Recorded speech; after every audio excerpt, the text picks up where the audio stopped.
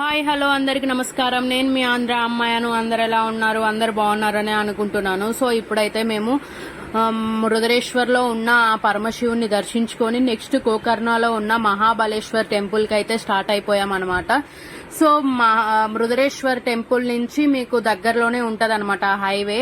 So అక్కడికి నడుచుకుంటూ వెళ్ళొచ్చు. అక్కడి నుంచి మీకు కుమ్టా బస్ డైరెక్ట్ గా దొరికితే కుమ్టా బస్ ఎక్కండి, లేదా హోనావర్ బస్ ఉంటది. సో అక్కడి నుంచి కుమ్టా వెళ్ళాలి.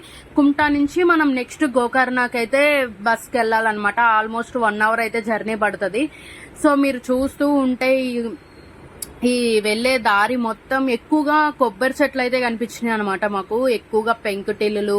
ఆల్రెడీ లాస్ట్ వీడియోలో చెప్పాను, ఫుల్ వర్షం పడుతూ ఉంది మృదరేశ్వర్ లో. సో చాలా అంటే చాలా పీస్ఫుల్ గా ప్రశాంతమైన వాతావరణం ఉంది. గోకర్ణ అనే పేరు చాలా ప్రత్యేకమైన అర్థం ఉంది. అసలు ఏంటి అంటే గో అంటే ఆవు అని, కర్ణ అంటే చెవి అని అర్థం అనమాట. సో పురాణాల ప్రకారం భూమాత ఆవు రూపంలో ఉండగా పరమశివుడు ఆవు చెవి నుండి అవతరించాడని చెప్తారు. అందుకే ఈ ప్రాంతానికి గోకర్ణ అని పేరు వచ్చింది. సో మేమైతే ఫైనల్ గా మహాబలేశ్వర్ టెంపుల్ కి అయితే రీచ్ అయిపోయానమాట. సో ఇది వచ్చేసరికి భారతదేశంలోని అత్యంత పవిత్రమైన శివాలయాల్లో ఒకటిగా భావిస్తారు. కర్ణాటకలోని అత్యంత పవిత్రమైన పుణ్యక్షేత్రాల్లో ఈ గోకర్ణలో ఉన్న మహాబలేశ్వర్ టెంపుల్ కూడా ఒకటి అనమాట. సో మేమైతే బస్ దిగి టెంపుల్ దగ్గరికి నడుచుకుంటూ వెళ్తున్నాము. వాకబుల్ డిస్టెన్సే అనమాట. సో మీరైతే గమనించుంటే మహాబలేశ్వర్ కి డైరెక్ట్ బస్సెస్ అయితే లేవన్నమాట. మృదరేశ్వర్ నుంచి మీరు ఖచ్చితంగా బస్సెస్ అయితే చేంజ్ అవే రావాలి. 1 లేదా 2 బస్సెస్. ఇప్పుడు మీరు చూస్తున్నారు కదా, ఇది వచ్చేసరికి రథం పెట్టిన ప్లేస్ అనమాట. ఇక్కడ నుంచి మనం స్ట్రైట్ గా వెళ్తే మనం టెంపుల్ కి అయితే రీచ్ అయిపోతాము. మనకైతే ఇట్లా రైట్ సైడ్ గమనించుంటే లెఫ్ట్ సైడ్ రైట్ సైడ్ అంతా షాపులు ఉంటాయి. సో ఫైనల్లీ మేమైతే టెంపుల్ దగ్గరికి వచ్చేసాము. ఇదే అనమాట టెంపుల్ యొక్క గోపురం అనమాట. సో కొంచెం ఇల్లులా అనిపిస్తుంది. అక్కడ ట్రెడిషన్ కి తగ్గట్టే ఉంటది. స్ట్రైట్ గా కనిపిస్తుంది కదా, అది వచ్చేసరికి గణపతి టెంపుల్ అనమాట. టెంపుల్ టైమింగ్స్ వచ్చేసరికి మార్నింగ్ టు ఆఫ్టర్నూన్ 12:30 కల్లా టెంపుల్ అనేది క్లోజ్ చేస్తారు. మళ్ళీ 4 కి ఓపెన్ చేస్తారనమాట. సో 12:30 తర్వాత వచ్చినా మీరైతే లోపలికి వెళ్లి దర్శనంకి అలౌ చేస్తారు. కానీ దగ్గరికి వెళ్లి మనం స్వామివారిని అనేది చూడలేమన్నమాట. కొంచెం దూరంలో చూస్తాము. మీరు దగ్గర నుంచి చూడాలి అని అనుకుంటే మాత్రం 12:30 బిఫోరే రావాలి, లేదా ఆఫ్టర్ 4 రండి. మేమైతే మృదరేశ్వర్ టెంపుల్ దర్శనం చేసుకుని ఇక్కడికి వచ్చేసరికి 1 అయింది. మాకైతే దగ్గరగా స్వామివారిని అయితే చూడలేకపోయాము. కానీ దూరం నుంచి చూసిన ఆ తృప్తి అయితే మంచిగా ప్రశాంతంగా అయితే అనిపించింది. సో మీరు ఆ టెంపుల్ దగ్గర నుంచి ఇట్లా రైట్ సైడ్ స్ట్రైట్ గా వచ్చేస్తే మీరైతే బీచ్ దగ్గరికి వస్తారు. సో ఈ బీచ్ ని, ఈ రోడ్ ని ఎంజాయ్ చేస్తూ ఉండండి. సో ఆల్రెడీ నేను లాస్ట్ వీడియోలో చెప్పాను, మృదరేశ్వర్ కి ఈ గోకర్ణలో ఉన్న మహాబలేశ్వర్ టెంపుల్ కి చాలా అంటే చాలా దగ్గర సంబంధం ఉంది. సో ఇప్పుడైతే మనం గోకర్ణకి మహాబలేశ్వర్ కి సంబంధం ఉన్న ఆ కథనైతే చూద్దాము. సో పురాణాల ప్రకారం రావణుడు తన తల్లి కోరిక మేరకు పరమశివుణ్ణి ప్రసన్నం చేసుకొని ఆత్మలింగాన్ని పొందాడు. సో అయితే ఆ శివుడు ఒక షరతు పెట్టాడనమాట. ఏమని అంటే ఆ ఆత్మలింగాన్ని లంకకు తీసుకెళ్లేంత వరకు ఎక్కడ నేలపై పెట్టకూడదని చెప్పాడు. సో అప్పుడు రావణుడు ఆత్మలింగాన్ని తీసుకొని వెళ్తుండగా దేవతలు భయపడ్డారు. ఎందుకు అంటే ఆ ఆత్మలింగాన్ని లంకకు చేరితే రావణుడు మరింత శక్తివంతుడు అవుతాడని చెప్పి దేవతలు భయపడ్డారనమాట. సో అప్పుడు దేవతలు ప్రార్థనతో గణేశుడు ఒక చిన్న బాలుని రూపంలో రావణుని ముందుకు ప్రత్యక్షమయ్యాడు.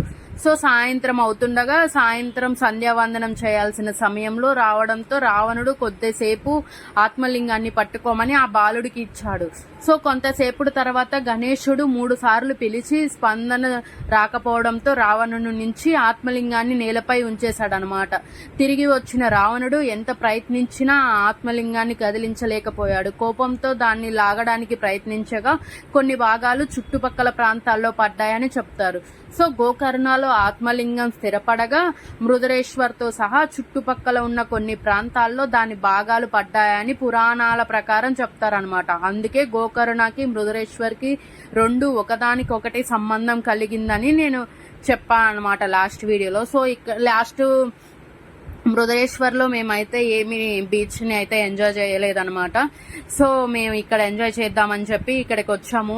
చాలా అంటే చాలా ప్రశాంతంగా ఉంది. ఇక్కడ కూడా క్లైమేట్ అనేది చల్లగా ఉండడంతో అలలు అయితే చాలా పెద్ద పెద్దగా వస్తున్నాయి. సో ఫ్యామిలీతో వచ్చిన వాళ్ళైతే మంచిగా ఎంజాయ్ చేయొచ్చు. సో పిల్లలు చూడండి ఎంత ప్రశాంతంగా ఎంజాయ్ చేస్తున్నారో. వాళ్ళైతే ఇంకా ఇవి ఉంటాయి కదా ఆడుకునేవి, బీచ్ లో ఆడుకునేవి, సో అవి కూడా తెచ్చుకున్నారు. మంచిగా ఎంజాయ్ చేస్తున్నారు. మేము కూడా కొంచెం సేపు ఎంజాయ్ చేసి రిటర్న్ అయితే స్టార్ట్ అయిపోయాం అనమాట. సో ఇదే అనమాట కర్ణాటకలో లాస్ట్ వీడియో అనమాట. కర్ణాటకలో ఈ వీకెండ్ ట్రిప్ అయితే ఇంతటితో చాలా అంటే చాలా ప్రశాంతంగా జరిగింది. డెవోషనల్ కమ్ బీచ్ ఫీల్ కూడా వచ్చింది అనమాట. సో బీచ్ దగ్గరగా ఉండడం వల్ల ఎక్కువగా మీకైతే కొబ్బరి చెట్లు కనిపిస్తాయి. సో ఈ గోకరుణ మృదరేశ్వర్ టెంపుల్ తో ఈ కర్ణాటక డెవోషనల్ ట్రిప్ అయితే కంప్లీట్ గా పూర్తయిపోయింది అనమాట.